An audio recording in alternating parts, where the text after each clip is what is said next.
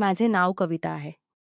वय 28 वर्षे. माझा रंग थोडासा सावळा आहे, पण मला वाटते की हाच रंग मला आणखी आकर्षक करतो. माझे शरीर सुडौल आहे आणि मी माझ्या शरीराचा अभिमान बाळगते. मला मालिश करून घेण्याचा खूप शौक आहे.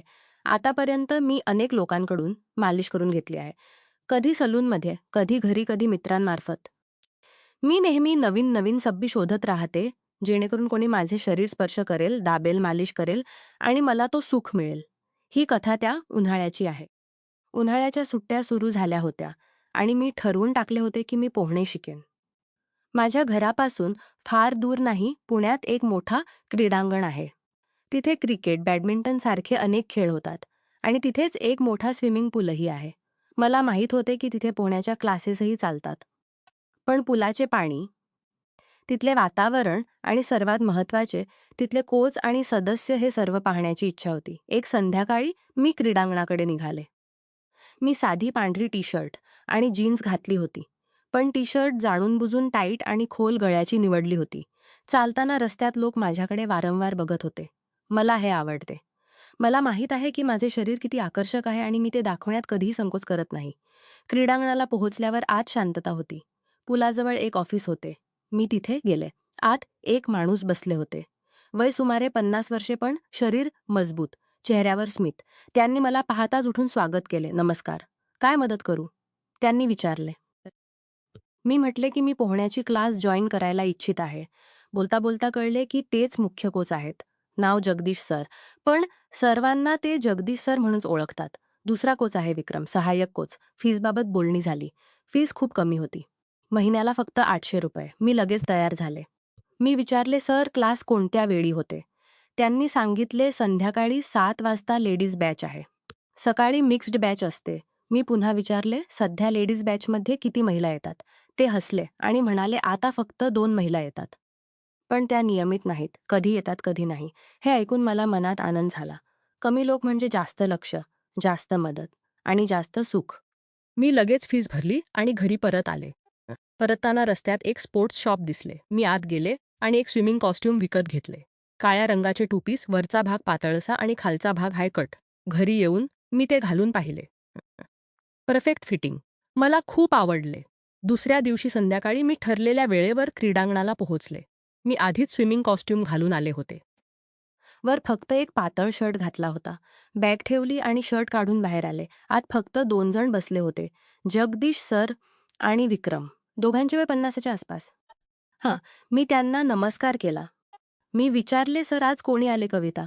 त्या 2 महिला तर नियमित येतच नाहीत. "आज फक्त तू आहेस. चल चेंज करून ये." मी हसले आणि म्हटले, "सर, मी आधीच घालून आले आहे." बॅग ठेवून मी पुलाच्या काठावर आले. जसेच मी बाहेर आले, दोघांच्या नजरा माझ्या शरीरावर थक्क झाल्या. माझा सावळा रंग, टाईट कॉस्ट्यूम. ते दोघे काही क्षण अवाक झाले. जगदीश सरनी गळा खरखरून म्हटले, "चल पुलात ये. आधी पाय चालवणे शिक." मी पाण्यात उतरले. पाणी थंड आणि सुखदायक होते. पण शरीर पाण्यावर तरळत नव्हते. मी खूप प्रयत्न केला पण झाले नाही. जगदीश सर पाण्यात उतरले. त्यांनी मला मागून धरले. एक हात पोटावर, दुसरा मांडीवर. "असे कर, पाय असे फिरव." ते म्हणाले. त्यांचा हात माझ्या पोटावरून हळूहळू वर सरकला. मी काहीही बोललो नाही. उलट थोडे अधिक वाकलो, जेणेकरून त्यांचा हात चांगला लागेल. विक्रम बाहेरून बघत होता. त्याच्या डोळ्यात एक वेगळी चमक होती. असे अनेक दिवस चालले. रोज मी येत असे आणि त्या 2 महिला कधीच येत नव्हत्या. म्हणजे प्रत्येक वेळी फक्त मी एकटी. जगदीश सर आणि विक्रम दोघे मिळून मला शिकवत. पण शिकवण्यापेक्षा त्यांचे हात माझ्या शरीरावर फिरत. कधी पोटावर, कधी मांडीवर, कधी छातीजवळ हलका स्पर्श. मी कधी विरोध करत नसे, उलट जाणून-बुजून हालचाली करत की त्यांचा हात चांगला लागेल. एक दिवस मी पुलात सराव करत होते. मी उडी मारली आणि पाय चालवत होते. जगदीश सर मला धरून आता मदत करत होते. त्यांचा हात माझ्या मांडीवर गेला. मी हसले आणि काही बोललो नाही. विक्रमने पाहिले आणि तोही पाण्यात उतरला. आता दोघे मिळून मला शिकवत होते. एक मागून एक पुढून. माझी छाती पाण्यात हलली आणि त्यांचे हात तिला आधार देत होते. काही दिवसांनंतर मी जाणून-बुजून चेंजिंग रूममध्ये कपडे बदलू लागले. आधी मी बाहेरच बदलत असे, पण आता रूममध्ये जात, दार थोडे उघडे ठेवत, हळूहळू कॉस्ट्यूम काढत, छाती बाहेर काढत, हाताने सहलात. मला माहीत होते की ते दोघे बाहेरून बघत आहेत. रूमच्या भिंतीत एक छोटासा छिद्र होते. त्यातून त्यांच्या डोळ्यांनी सतत बघत. मला त्यांच्या श्वासांचा आवाज येत असे. एक दिवस मी बाथरूमला गेले. तेव्हा मी पाहिले की ते दोघे चेंजिंग रूमच्या दिशेने डोळे लावून उभे आहेत. मी हसले आणि शांतपणे परत आले. त्यांना कळले नाही की मी त्यांना बघितले आहे. त्यानंतर मी रोज त्या रूममध्ये बदलू लागले. कधी अंतर्वस्त्रांशिवाय, कधी हलके कपडे घालून, कधी पूर्णपणे उघडून. एक दिवस क्लास संपल्यानंतर मी म्हटले की मला थोडी चोट लागली आहे. जगदीश सर म्हणाले, "चल ऑफिसमध्ये ये." मी तेल मनात आनंद झाला. ऑफिसमध्ये गेले. त्यांनी मला टेबलवर झोपायला सांगितले. तेल काढले आणि माझ्या पाठीवर लावू लागले. हळूहळू हात खाली सरकला मांड्यांवर. मग त्यांनी मला पलटवले. आता माझी छाती समोर होती. त्यांनी तेल लावले आणि जोरात दाबू लागले. "आपण हे काय करत आहात? हे योग्य नाही. पण हे काय करत आहात हे योग्य नाही." पण मी शरीर पुढे केले. ते हसले आणि म्हणाले, "ही तर मालिश आहे. आराम मिळेल." मग विक्रमही आत आला. आता दोघे मिळून मालिश करू लागले. मी त्यांना थांबवण्याचा प्रयत्न केला. त्यांना समजावले की असे करू नये. पण आतून मला सुख मिळत होते. तरीही मी सर्व सहन करण्याचे नाटक केले आणि त्यांना रोखले. मला त्यांचा हेतू आधीच माहीत होता. पण माझा हेतू त्यांना समजायला देऊ इच्छित नव्हते. असे महिने चालले. आता मला पाय चालवणे चांगले येऊ लागले होते. जगदीश सरच्या हाताने धरल्याने माझे शरीर पाण्यावर तरंगू लागले. त्यांचा एक हात माझ्या पोटावर होता, दुसरा मांडीवर. त्यांचे गरम हात माझ्या सावळ्या त्वचेला स्पर्श करत होते आणि मला एक वेगळ्या प्रकारची सिहरण होत होती. विक्रम बाहेरून बघत होता. त्याच्या डोळ्यात लोभ दिसत होता. जगदीश सर म्हणाले, "कविता असेच कर. रोज अशी प्रॅक्टिस केली तर लवकर शिकशील." मी हसले आणि होकार दिला. मनात विचारले, ही प्रॅक्टिस मला कुठे नेईल? त्या दिवसापासून रोज संध्याकाळी मी क्रीडांगणाला येऊ लागले. त्या 2 महिला कधी नियमित आल्या नाहीत. कधी एक येई, कधी दुसरी. पण बहुतेक वेळ मी एकटीच असे. जगदीश सर आणि विक्रम दोघे मिळून मला शिकवत. पण शिकवण्यापेक्षा त्यांचे हात माझ्या शरीरावर फिरत. कधी पाय चालवताना मांडीवरूनवर हात सरकत, कधी पोटावरून छातीच्या खाली थांबत. मी कधी विरोध करत, नशे उलट जाणून-बुजून अशा हालचाली करत की त्यांचा हात चांगला लागेल. माझी छाती स्विमिंग कॉस्ट्यूममध्ये हलत असे आणि ते दोघे टक लावून बघत. अनेक दिवस असेच गेले. मी रोज नवीन-नवीन स्विमिंग कॉस्ट्यूम घालून येत असे. कधी लाल, कधी निळे, कधी पिवळे. सर्व टाईट आणि आकर्षक. मागचा भाग उघडा. वरचा भाग फक्त छाती झाकण्याइतका. मी पाण्यात उतरले तर ते दोघेही पाण्यात येत. एक मागून एक पुढून असे कर, हात असे मार म्हणत, माझ्या कमरेला धरत आणि कधी दोन्ही पायांमध्ये हात लावत. मी हसून त्यांना प्रोत्साहन देत. त्यांची हिंमत आणखी वाढली. आता ते खुलेपणाने माझी छाती स्पर्श करत दाबत. मी फक्त हसत असे. एक दिवस मी पुलात सराव करत होते. फ्री स्टाईल करण्याचा प्रयत्न करत होते. अचानक मला बाथरूमची गरज वाटली. मी पाण्यातून बाहेर आले आणि इकडे-तिकडे बघितले. जगदीश सर आणि विक्रम कुठेही दिसले नाहीत. मी लेडीज चेंजिंग रूमकडे गेले.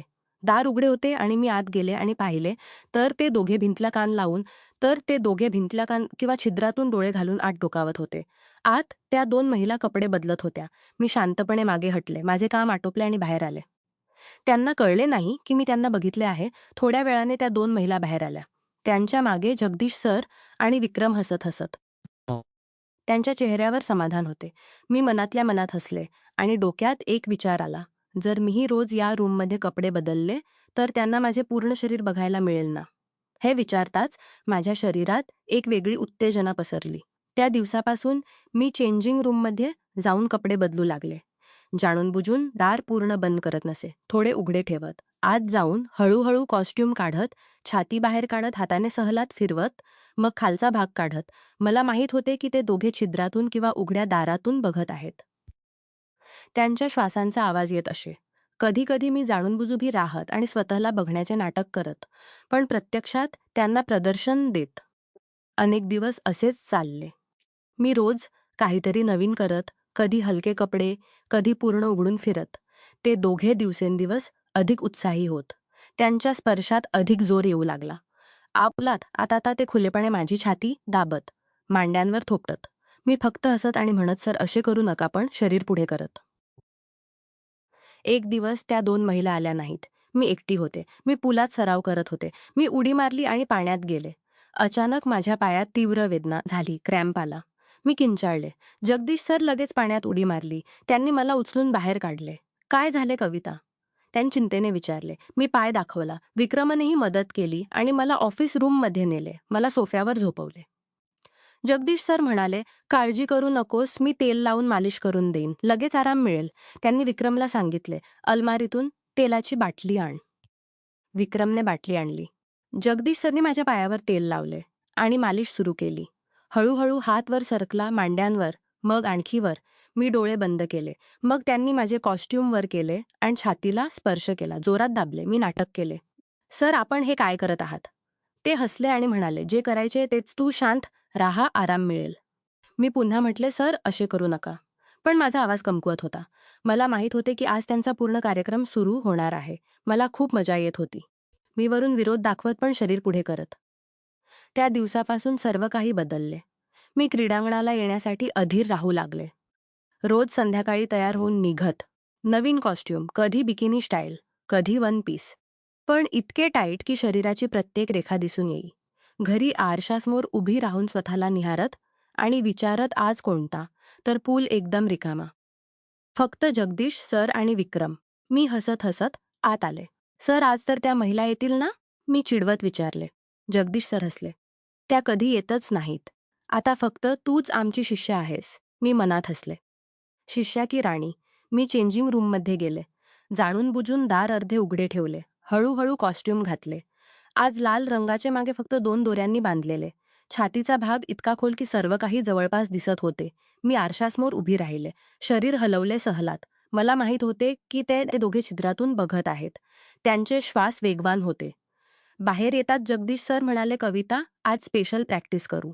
डायव्हिंग. मी होकार दिला. मी हाय डायव्हिंग बोर्डवर चढले. उडी मारण्यापूर्वी जाणून बुजून वाकून त्यांना दाखवले. ते दोघे खाली उभे राहून वर बघत होते. मी उडी मारली. पाण्यातून बाहेर येताच ते दोघे पाण्यात उतरले. चल, आज अंडर वॉटर ब्रीदिंग शिकवू, जगदीश सर म्हणाले. पाण्यात त्यांनी मला बाहूमध्ये घेतले आणि खोलात नेले. पाण्याखाली त्यांचे हात माझ्या छातीवर होते. मी डोळे बंद केले. पाण्याखालीच त्यांनी माझ्या कॉस्ट्यूमच्या दोऱ्या उघडल्या. माझी छाती पाण्यात तर सरंगू लागली. ते दोघे मिळून तिला सह लागले. मी पाण्याखालीच आनंदात होते. बाहेर येऊन मी हसत हसत म्हटले, सर, आपण काय शिकवत आहात? ते हसले. हेच तर खरी पोहणे आहे. त्या दिवशी पुलात जवळपास 1 तास त्यांनी मला पूर्ण सुख दिले. कधी पाण्यात, कधी पुलाच्या काठावर बसून, कधी बोर्डवर झोपवून. मला इतका आनंद मिळाला की मी थकून गेले. तिसऱ्या दिवशी मी आले तर जगदीश सर म्हणाले, कविता, आज आमचा एक मित्र येईल. क्रीडांगणाचा मेंटेनन्स इन्चार्ज आहे राजन. तोही चांगला पोहणारा आहे. माझ्या मनात आनंद झाला. मी हसले आणि म्हटले, ठीक आहे सर, जास्त लोक असतील तर जास्त मजा येईल. ते दोघे एकमेकांकडे बघून हसले. राजन आला. वय 52 ते 53 वर्षे. शरीर मजबूत, डोळ्यात भूक. मी त्याला पाहताच समजले की तोही तसाच आहे. मी जाणून बुजून त्याच्यासमोर वाकून माझे आकर्षण दाखवले. क्लास सुरू झाली. आता 3 जण मिळून मला शिकवत होते. राजन मागून धरत, जगदीश सर पुढून, विक्रम बाजूला. पाण्यात त्यांचे 6 हात माझ्या शरीरावर फिरत. मी आनंदात किंचाळत. क्लास संपल्यानंतर तल, आज स्पेशल मालिश. ताही मागे मागेश. मी ऑफिसमध्ये गेले. तिन्ही मागे मागे. आत जाऊन दार बंद केले. राजनने पहिल्यांदा माझ्या छातीला स्पर्श केला आणि वेड्यासारखा झाला. जगदीश सरनी तेल काढले आणि तीनही मिळून मला पूर्णपणे सहलावू लागले. एक छाती दाबत, एक दुसऱ्या बाजूला हात फिरवत. मग त्यांनी मला वेगवेगळ्या स्थितीत घेतले. त्या दिवशी तिन्हींनी मिळून मला इतके सुख दिले की मी बेहोश झाले. आता रोज नवीन मित्र येऊ लागला. चौथा मित्र डॉक्टर शर्मा, जगदीश सरचा जुना मित्र. तो म्हणत, कविता, तुझ्या शरीराची तपासणी करतो. आणि मग डॉक्टरच्या बहाण्याने सर्वत्र हात फिरवत. पाचवा एक व्यापारी, नाव संजय. तो महागडे तेल आणि लोशन आणत आणि स्पेशल मालिश करत. शेवटी 6 जण झाले. जगदीश सर, विक्रम, राजन, डॉक्टर शर्मा, संजय आणि त्यांचा एक जुना कोच मित्र गुप्ता. आता 50 वर्षांवर पण मजबूत आणि उत्साही. आता क्लास फक्त बहाणा होता. मी आल्यावर पूल बंद करत. मग पुलात, ऑफिसमध्ये, चेंजिंग रूममध्ये, कधी रात्री क्रीडांगण बंद झाल्यानंतर लाईट बंद करून वेगवेगळ्या जागांवर सर्व मिळून मला सुख देत. कधी ते मला पाण्यात तरंगत ठेवत आणि सर्व मिळून सहलात. कधी ऑफिसमध्ये टेबलवर झोपून, कधी चेंजिंग रूममध्ये आरशासमोर उभे करून पुढे मागून मी त्यांना नवीन नवीन कल्पना देत. आज तेलाने पूर्ण मालिश करा. आज वेगवेगळे खेळ खेळू. आज मी शिष्या, तुम्ही गुरु. मी रोज सकाळी उठून विचारत, आज कोणता नवीन आनंद मिळेल. मी त्यांना म्हटले, तुम्ही सर्व माझे मालक आहात. रोज मला सुख द्या. ते मला राणी म्हणत आणि मी पूर्ण सेवा करत. असे 6 महिने गेले. मी पूर्णपणे समाधानी आणि आनंदी झाले. माझे शरीर रोज मालिश आणि स्पर्श पावत. मी त्यांना म्हटले, तुम्हा सर्वांमुळे मी इतकी आनंदी आहे आणि आजही तो सिलसिला सुरू आहे. कधी संपणार नाही. नमस्कार मित्रांनो, तुम्हाला ही कथा आवडली विसरू नका तर चॅनेलला सबस्क्राईब करायला विसरू नका आणि यापेक्षाही अधिक रंजक व्हिडिओ पाहण्यासाठी माझ्या चॅनेलवर नुकताच अपलोड केलेला नवीन व्हिडिओ नक्की पहा. तो तुम्हाला खूप आवडेल अशी मला आशा आहे.